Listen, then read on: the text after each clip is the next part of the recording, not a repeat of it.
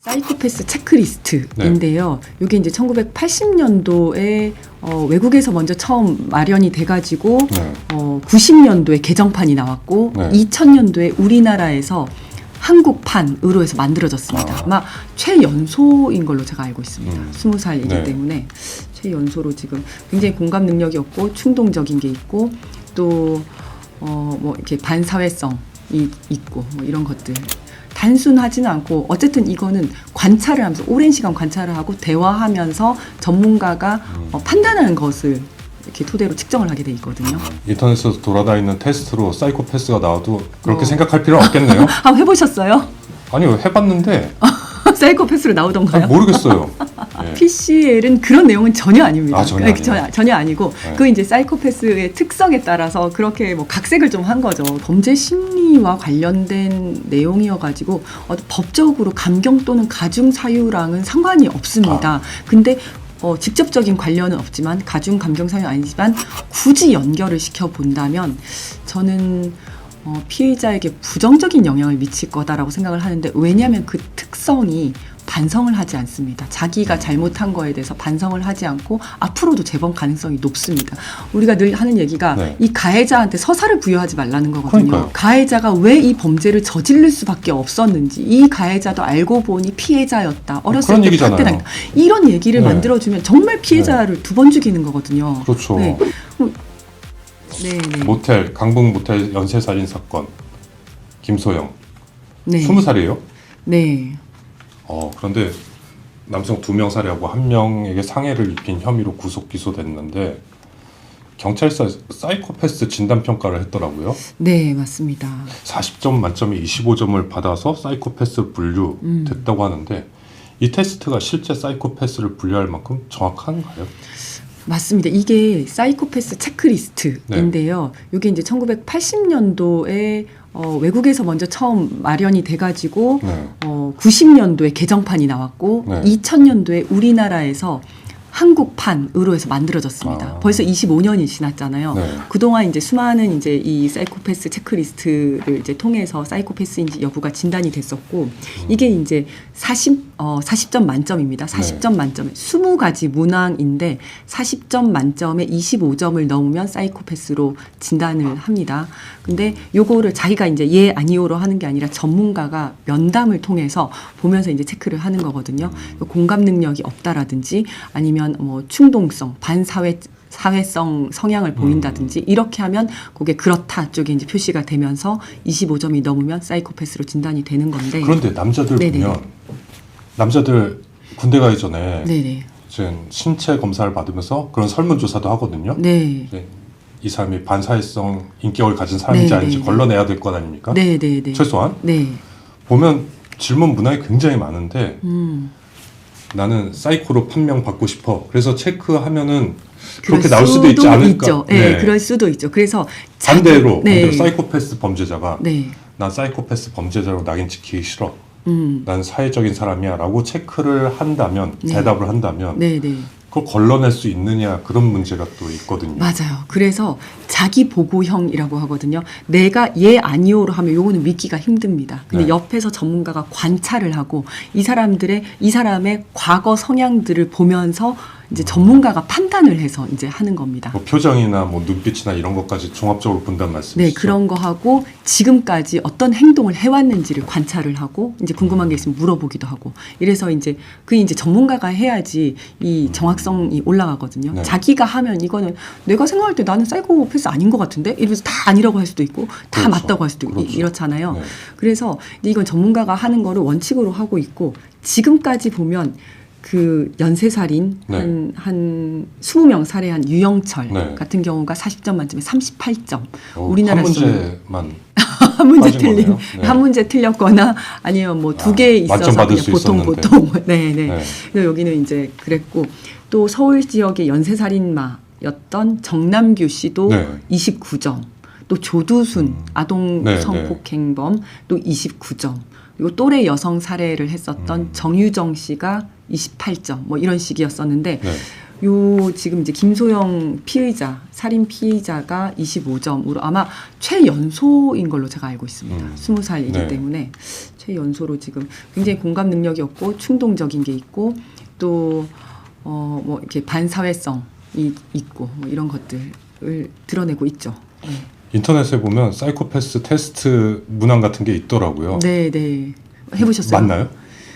저는 이제 그 내용을 안 봐서 그게 그러니까 실제로 맞는지 모르겠어요. 너무 뻔해요. 네, 네, 네. 너무 뻔한 뭐 나는 뭐 사지선다 뭐 이렇게 나오던데. 아, 그래요?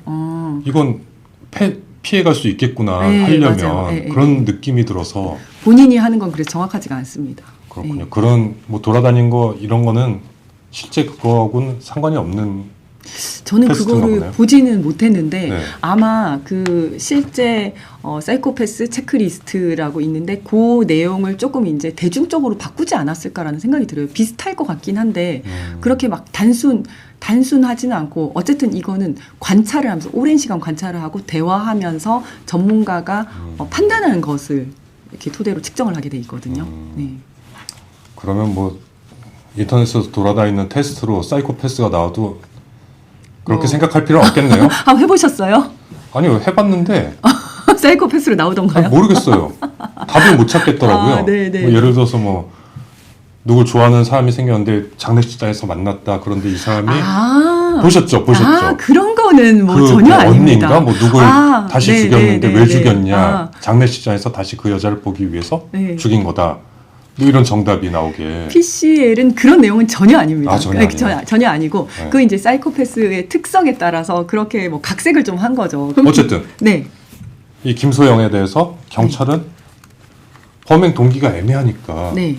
이상동기 범죄로 규정을 했더라고요. 그런 거죠. 이상동기 범죄라는 게 모르겠다. 맞습니다. 에라 모르겠다. 이상 동기 범죄라는 게 네. 법적 용어가 아닙니다. 네, 법적 용어가 아니고 예전에는 불특정 다수를 상대로 특별한 이유 없이 뭐 이렇게 칼부림을 한다거나 묻지마 범죄라고 네, 얘기를 네. 했어요. 묻지마 범죄했다가 묻지마 범죄라고 하니까 좀 이상하니까 무동기 범죄, 동기가 없는 것 같아 라고 했다가 동기가 없진 않아. 그럼 이상 동기, 사람들이 보통 생각하기에 납득할 수 없는 동기로 한다라고 하면 이상 동기 범죄다. 그래서 뭐 예를 들어서 난 여자가 다 싫어서 여자를 찔러 죽인다든지. 그렇죠. 동기가 없진 않겠죠. 없진 않은데 네. 우리가 일반적으로 생각할 때 납득이 되지 않는 동기다. 슬퍼요. 내가 기분이 나빠서 제가 나를 째려보는 것 네, 같아서 네. 이건 우리 도저히 이해할 수 그래서 없잖아요. 동기가 있겠죠. 네, 뭔가. 나름의 동기는 있지만 네. 우리가 봤을 때는 일반인이 봤을 때는 이상한 동기, 이상 동기다라고 해서 이렇게 그냥 이름을 붙이는 그러니까 겁니다. 김소영 같은 케이스도 뭐 아무리 뭐 대화하고 뭐 물어보고 답변을 듣고 해도 모른다는 거잖아요.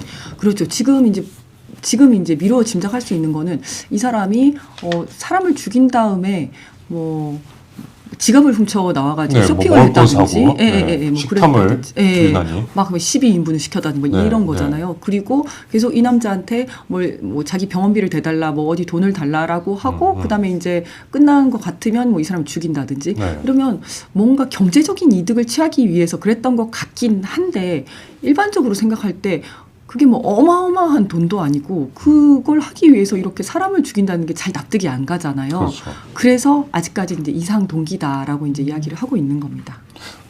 범행 동기가 불분명해요. 확실하지가 네네네. 않아요. 사람들이 이해할 수가 없어요. 네. 이런 게 재판 과정에서 피의자한테 유리하게 반영될 수가 있나요?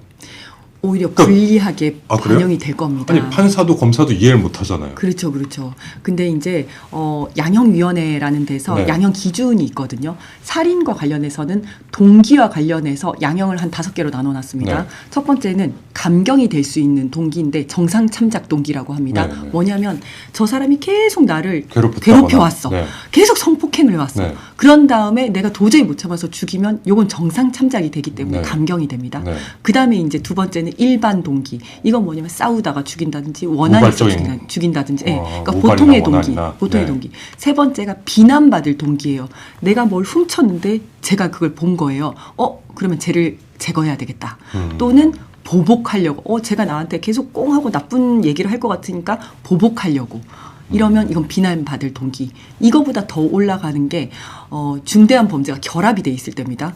그게 뭐냐면 뭐 미성년자를 유괴, 납치를 해가지고 내 맘대로 안 되니까 죽였다. 이러면 더 이제 가중이 되는 거고, 거고. 가장 가중되는 형태가 뭐냐면 인명 경시. 그러니까 특별한 이유 없이 사람을 죽이는 거예요. 이런 경우도 그럴 수도 있거든요. 오히려 여기에 그러니까 가장 차라리 인명 돈 때문에 경시. 죽였으면 모르겠는데. 그렇죠. 만약에 내가 저 돈을 뭐 한다든지 아니면 저 사람이 내가 죽일 만한 그나마 뭔가 이유가 있었다 이러면 모르겠는데 특별한 이유가 없이 죽이는 거잖아요. 완전히 격리시켜야 된다는 거죠. 그런 사람들은. 살해 욕구 때문에라든지 아니면 이해할 수 없는 동기로 사람의 생명을 굉장히 경시하는 2명 이상, 그리고 뭐 또 계속해서 나오고 있잖아요. 죽이려고 했는데 그냥 상해에 그친 사람들. 이렇다면 이거는 가장 범죄 동기와 관련해서 가장 가중된 형태인 거죠. 감경을 받으려고 아마 굉장히 이것저것 주장을 많이 할 겁니다. 예를 들어서 심신미약 뭐 이런 얘기도 할 건데 사실 이제 이거 좀 힘들다고 봐요. 왜냐하면 심신미약은 일단 이제 범행 도구를 정교하게 사용할 수가 없습니다. 심신미약 거의 정신병 또는 막 술에 취해가지고 몸을 가누지 못할 정도 뭐 이런 거를 의미를 하거든요. 굉장히 정교하게 했고 이 도구를 이용을 했고 그다음에 범행성이 아주 그냥 제대로 드러나고 있는 거죠. 방향성 같은 게 굉장히 드러나고 있는 거거든요. 그래서 여기서 심신미약을 주장하기는 쉽지 않을 거다라는 생각이 들고 그리고 이제 심신미약 같은 경우에는 그 범행을 저지르고 나서도 내가 무슨 행동을 한 거지 횡설수설하거나 뭐 이래야 되는데 그 이후에 본인이 뭐 카드를 가지고 가거나 뭔가 이렇게 또 훔쳐가지고 또 뭘 사고 뭐 이런 전후 과정으로 봤을 때는 심신미약이 인정되기가 굉장히 어렵고 또 이제 그 사이코패스 진단은 이건 뭐 정신병리 현상이 아니라 그냥 반성격 장애인 거거든요. 그래서 요거는 또 심신미약이랑 또 관련이 없습니다. 범죄 심리와 관련된 내용이어가지고 법적으로 감경 또는 가중 사유랑은 상관이 없습니다. 근데 직접적인 관련은 없지만 가중 감경 사유는 아니지만 굳이 연결을 시켜 본다면 저는 피의자에게 부정적인 영향을 미칠 거다라고 생각을 하는데 왜냐하면 그 특성이 반성을 하지 않습니다. 자기가 잘못한 거에 대해서 반성을 하지 않고 앞으로도 재범 가능성이 높습니다. 그래서 이렇게 그 특성까지 연결을 시켜 본다면 좀 사회적으로 격리해야 된다라는 생각을 하게 될 거고 직접적으로 사이코패스가 뭐 몇 점이기 때문에 요거는 가중사유다 이런 건 없습니다. 우리가 늘 하는 얘기가 이 가해자한테 서사를 부여하지 말라는 거거든요. 그러니까요. 네. 그걸 검찰이 왜 해요? 네. 맞습니다. 정확한 게 가해자가 왜 이 범죄를 저지를 수밖에 없었는지 이 가해자도 알고 보니 피해자였다. 어렸을 때 학대당했다. 이런 얘기를 만들어주면 정말 피해자를 2번 죽이는 거거든요. 그렇죠. 네. 이런 그거는 나중에 어떤 사회 개선을 하거나 아니면 이제 가해자를 교정하거나 뭐 이랬을 때 필요한 부분이지. 그리고 아동학대 받은 사람들이 다 연쇄살인마가 되면 우리나라 인구 중에 맞습니다. 만약에 지금은 지금 이제 살해당한 피해자가 있고, 그다음에 상해 지금 피해자가 지금 계속해서 또 늘어나는 상황이에요. 그런 상황에서 이런 얘기를 하는 건 매우 부적절하죠.